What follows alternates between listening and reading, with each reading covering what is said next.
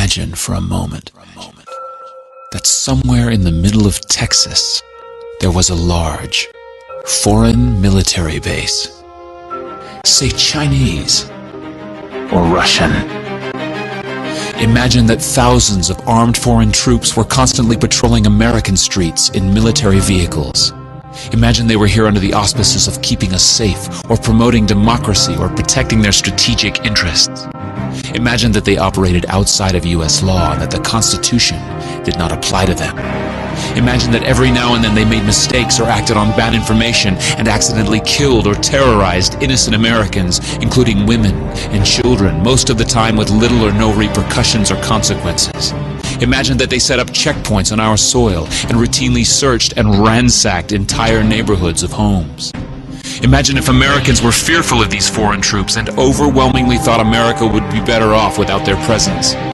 Imagine if some Americans were so angry about them being in Texas that they actually joined together to fight them off in defense of our soil and sovereignty because leadership in government refused or were unable to do so.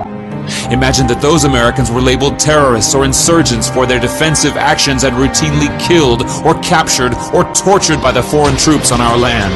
Imagine that the occupiers' attitude was that if they just killed enough Americans, the resistance would stop, but instead, for every American killed, 10 more would take up arms against them, resulting in perpetual bloodshed.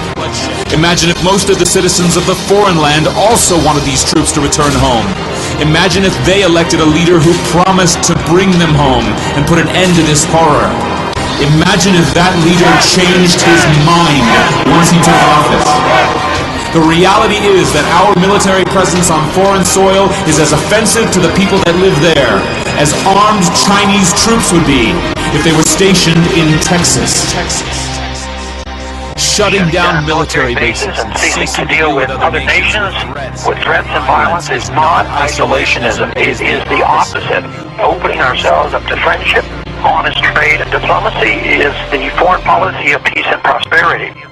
It is the only foreign policy that will not bankrupt us in the short order, as our current actions most definitely will.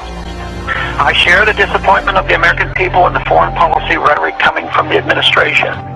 The sad thing is, our foreign policy will change eventually, as Rome's did, when all budgetary and monetary tricks to fund it are exhausted.